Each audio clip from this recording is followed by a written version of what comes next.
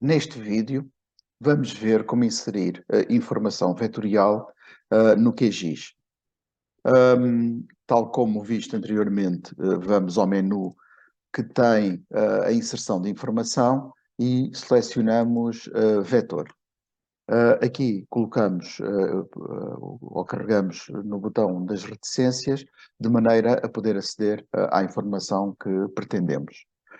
Neste caso concreto, vamos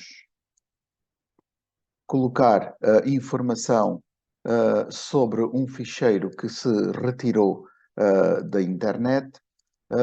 Vamos ao ficheiro Railways, que se corresponde às linhas de caminho de ferro, que foi retirado do site BB Bike, que no fundo é um extrato do OpenStreetMap. Neste caso, podemos ver que temos aqui uma série de ficheiros do qual nós pretendemos o Railways. Vários deles repetem o nome, isto porque um ficheiro vectorial nativo dos sistemas de informação geográfica, que é um shapefile, corresponde a um ficheiro de geometria, mas a verdade é que exatamente com o mesmo nome nós podemos ter 4, 5 ficheiros adicionais. E estes ficheiros é necessário que fiquem sempre com o ficheiro principal, porque cada um deles tem uma função diferente, e se nós copiarmos só o shapefile para uma pasta para podermos utilizar, a verdade é que ele não irá funcionar. Para não fazer tanta confusão e nós não termos estes ficheiros todos ao mesmo tempo, podemos aqui ir à possibilidade de selecionar só os ficheiros, o tipo de ficheiros que queremos ver. Em vez de All Files, podemos escolher Esri Shapefiles, que são os SHP, os Shape, e neste caso teremos só a visualização dos railways e de um outro, que são as estações de metro. Então vamos colocar este, abrir, apenas temos que colocar aqui adicionar. Carrega só uma vez, ele não fecha automaticamente a janela, somos nós que temos que fechar a janela. Como podemos ver, já aparece aqui um fecheiro com o nome Railways e nós podemos fazer o zoom para esse fecheiro. Nós estamos, neste caso, a ver um fecheiro da região ao redor do Porto e onde, entre outros, temos as linhas do metro, as linhas de caminho de ferro e as linhas de elétrico disponíveis. Este é um fecheiro de linhas e é preciso explicar que os fecheiros shapefile podem ter três tipos de geometrias diferentes: as linhas, os pontos e os polígonos. E não é possível, no mesmo fecheiro, misturar mais do que um tipo de geometria. Para além disso, a grande vantagem de um sistema de informação geográfica é poder conjugar este fecheiro com estas linhas que nós estamos aqui a ver e que podemos mudar só a cor para poder visualizar um pouco melhor. Podemos colocar uma cor que seja mais visível e aumentar a espessura. Depois, num vídeo separado, vamos explicar como se trabalha este tipo de informação de simbologia. E podemos ver, portanto, vai aparecer aqui todas as linhas que constam do fecheiro. Mas para além disso, se nós carregarmos com o botão do lado direito, vai abrir um menu que permite ver toda a informação, podemos abrir a tabela de atributos. A tabela de atributos corresponde basicamente a base de dados que tem a informação constante, ou seja, cada uma das linhas que está aqui tem uma informação, neste caso, cada uma das linhas, neste sentido, portanto, 1, 2, 3, 4, 5, 6, é um elemento diferente no mapa e que tem a informação constante nas colunas. Neste caso, um número único para cada uma das linhas, um nome, quando ele exista, e depois um tipo, um type, que neste caso é qual é o tipo de linha que nós estamos a ver. Light rail significa o metro, rail significa a linha de caminho de ferro, e portanto todas elas têm uma informação associada. E isto permite-nos depois poder trabalhar esta informação associada no QGIS. Como disse, não é possível ter mais do que um tipo de geometria ao mesmo tempo. Por exemplo, se nós neste momento temos as linhas, poderemos depois também colocar, só para ver um outro exemplo, um fecheiro de pontos, que neste caso vou colocar as estações do metro. Head, close, portanto o processo é o mesmo. Posso também selecionar uma simbologia diferente, colocar isto com uma cor, por exemplo, preto, e aumentar o tamanho de maneira a ver, e cada um destes pontos corresponde a uma estação da linha do metro. Portanto, nós já estamos a ver aqui como esta informação funciona. As linhas normalmente são utilizadas para simbolizar estradas, redes de águas, linhas de caminhos de ferro, rios, portanto, tudo que corresponde à informação possa ser transformada numa linha. Os pontos são muito versáteis, servem para qualquer tipo de informação, seja no fundo para colocar só um ponto no mapa e associar a informação a esse ponto. Neste caso, são as estações do metro, poderiam ser também as estações de autocarro, podiam ser os postos de eletricidade, podiam corresponder a uma árvore, todos os elementos que possam ser transformados em pontos. O último tipo de geometria que é utilizável é dos polígonos. Nós vamos aqui também fazer um exemplo com um polígono. Neste caso, vamos escolher os edifícios. Vamos adicionar, o método é o mesmo, independentemente do tipo, e como nós estamos aqui a visualizar, cada um dos edifícios, neste caso, que é o exemplo de Matosinhos, vai aparecer aqui. Portanto, os polígonos usam-se para áreas, para edifícios, para tudo aquilo que possa e que tenha que ser expresso através de uma área. Podemos ver aqui, por exemplo, que as estações do metro estão representadas por um ponto, que se vê aqui, mas ao mesmo tempo este elemento corresponde à estação física do metro. Ora, isto é o modo de adicionar a informação, mas se nós quisermos criar um layer a partir do zero, um layer vetorial, também é possível. Aqui em cima, onde estão os menus, podemos ir a layer e criar layer. Temos vários tipos, neste caso concreto, vamos criar um shapefile layer, que é sempre o sistema nativo.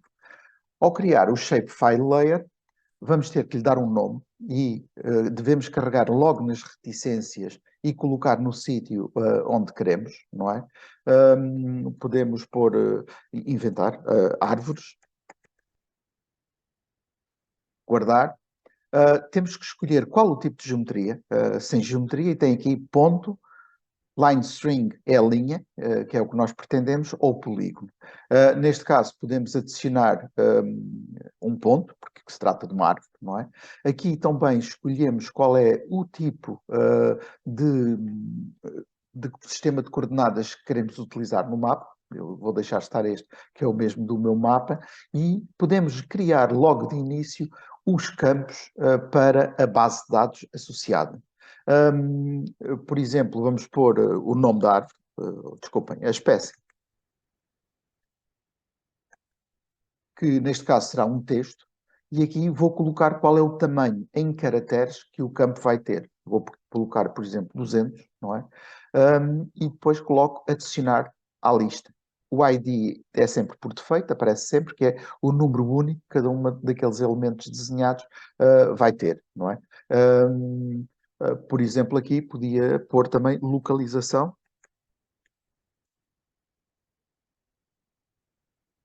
Ah, ele não me deixa, digamos, escrever um nome muito grande, portanto, eu aqui tenho um número limitado de caracteres, por isso tenho que abreviar. Pode ser também um texto, e posso ter um numérico, só para perceber, por exemplo, copa.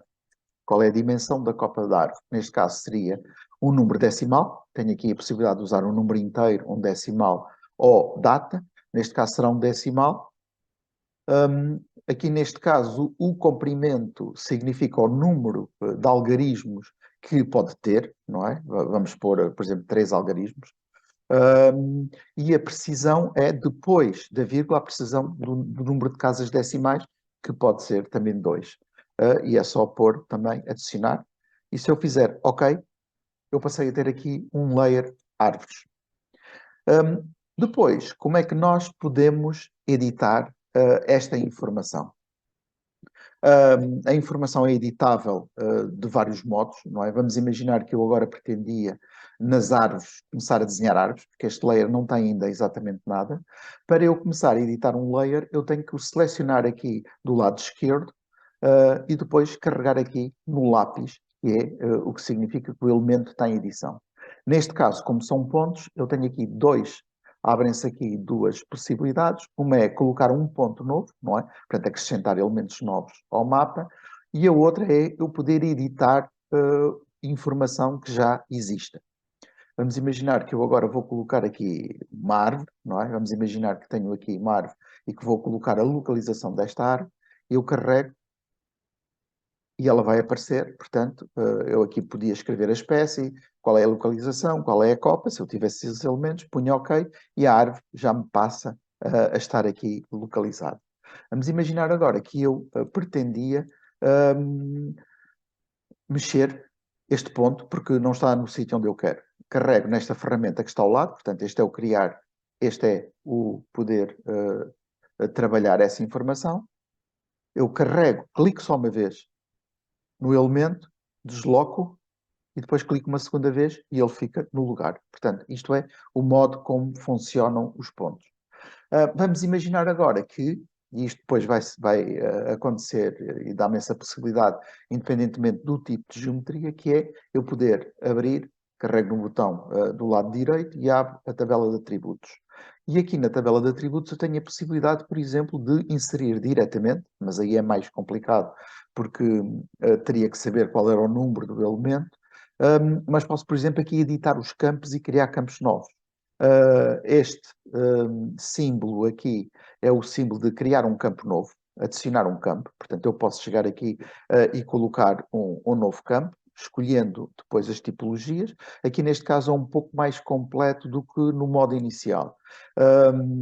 Vamos imaginar que eu coloco aqui, como eu fiz há pouco, localiza, mas eu aqui depois posso ter o comentário completo e pôr localização, que eu não poderia fazer anteriormente. E aqui tenho a possibilidade de colocar, neste caso também texto, e depois a dimensão. Não vou colocar este campo, porque não é necessário. E tenho a hipótese também de apagar um campo, que é este símbolo vermelho aqui ao lado, onde me vão aparecer todos os campos que eu tenho, no fundo são as colunas. E vamos imaginar que eu, neste caso, vou querer apagar o localiza, seleciono OK e o localiza aparece. Portanto, a partir daqui eu já editei. Vamos imaginar que eu quero, já coloquei, não quero editar geometria, mas quero inserir informação aqui dentro. Então carrego neste, seleciono aqui este botão que tem um i de informação e carrego aqui e aparece-me a tabela de atributos específica para este campo, onde eu posso depois preencher diretamente a informação. Isto é válido para pontos, é válido para linhas e é válido também para polígonos. De qualquer modo, nós para estarmos a editar, uma coisa que é importante, que às vezes parece que não está a funcionar, é que o layer, temos que o ter aqui selecionado o layer sobre o qual estamos a trabalhar. Porque se eu colocar aqui, por exemplo, a seleção em edifícios Matosinhos, ele depois já não me vai deixar trabalhar com este layer, nem editar este elemento. Mas se eu agora colocar novamente em árvores, já posso fazer isso. Para gravar a informação, é preciso terem atenção a uma coisa, é que eu tenho que gravar sempre as edições que faço nestes layers, porque estes layers são, como já referi, independentes do mapa que eu estou a criar no global. E, portanto, se eu não fizer o save aqui, o salvar, ele vai perder todas as edições que eu fiz. Depois, quando eu quiser deixar de trabalhar, basta vir aqui ao lápis, pronto, e deixei de trabalhar neste layer. Se eu quiser, por exemplo, editar só para ver a diferença, de linhas, para criar novas linhas, o exemplo é o mesmo, eu carrego aqui sempre no lápis. Aqui neste caso é adicionar uma linha nova, e eu podia, carrego um ponto, outro ponto, portanto eu vou carregando e clicando com o botão do lado esquerdo, do rato. Clico, largo, clico, largo. Quando eu quero acabar, para terminar esta edição deste elemento, eu carrego no botão do lado direito do rato. E aí ele permite-me escrever e eu termino a minha edição. Se eu quiser agora trabalhar este elemento e editá-lo, seleciono esta ferramenta aqui, que é o editor de nós, e no fundo o que eu vou fazer é seleciono, ele vai-me mostrar aqui os nós que eu posso trabalhar, no fundo são os pontos onde quebram as linhas, eu carrego, clico só uma vez, arrasto para onde quero e clico outra vez. E ele faz isto. Outra hipótese que eu tenho é a meio do segmento, ou seja, sem ser nenhum dos nós, no meio do segmento, se eu clicar duas vezes, ele cria-me um ponto novo. Portanto, estes são o básico da edição relativa às retas. Eu não vou gravar, portanto, vou desligar. Ele pergunta-me sempre, quando eu termino o modo de edição, se eu quero fazer o save ou não. Eu vou fazer discard e isto desaparece. Se eu quiser editar, só para dar também o exemplo dos edifícios, para verem como se edita um polígono, o princípio é o mesmo, coloco aqui. Para fazer um novo, é este símbolo que está aqui com este polígono verde. Eu posso chegar aqui e criar um elemento novo. Uma das coisas que é importante, eu estou a fazer, clicando com o botão do lado esquerdo para cada um dos nós do polígono, dos vértices do polígono. Se eu quiser voltar atrás para apagar porque me enganei, eu carrego no delete e ele vai-me voltando sempre um vértice para trás. Se eu carregar em Escape, ele termina-me a edição. O elemento desaparece. Portanto, nunca me posso, digamos, para voltar atrás, carregar em Escape. É sempre em Delete. Portanto, vou começar de novo. Quando chego ao fim, carrego, como nos outros exemplos, no botão do lado direito. E vai-me aparecer todas as possibilidades que eu tenho de preencher a ficha para este edifício. Em termos de edição, também é aqui na ferramenta ao lado, em que o princípio também é o mesmo. Eu carrego no vértice, não é? Clico só uma vez, depois coloco o cursor onde quiser e clico outra vez e ele faz, digamos, a transposição do vértice para o novo ponto que eu dei. Se eu carregar aqui neste segmento e carregar a meio e clicar duas vezes, como na linha, ele permite-me criar também um novo ponto. Agora é o mesmo, eu posso terminar o modo de edição e dizer que não quero fazer o save, e ele, neste caso, desaparece toda a edição que eu fiz. Portanto, no fundo, o modo depois de trabalhar tem especificidades conforme a geometria, mas a maneira de editar acaba por ser sempre semelhante, mesmo em termos, por exemplo, se eu quiser agora editar em termos da informação um destes elementos que está aqui, não esquecer, tenho que selecionar sempre o layer que quero trabalhar e posso carregar em modo de edição e carregar aqui no i e carrego num dos edifícios e aparece-me a edição do edifício e eu posso escrever neste edifício. O mesmo acontece, por exemplo, se eu fizer com as linhas de caminho de ferro e neste caso, por exemplo, se carregar aqui em cima de uma delas, neste caso carreguei mais do que uma ao mesmo tempo, tenho que fazer o zoom para ele me permitir editar só uma de cada vez, ela vai aparecer e eu posso, neste caso não me deixa editar porque o layer não está em modo de edição que eu esqueci, portanto vem aqui a diferença, os campos estão trancados, não me permitem, mas se eu colocar aqui o modo de edição, já posso chegar aqui e poder escrever sobre dentro do campo. Portanto, no fundo, este é o modo que nós temos de poder trabalhar com este tipo de informação vetorial no QGIS.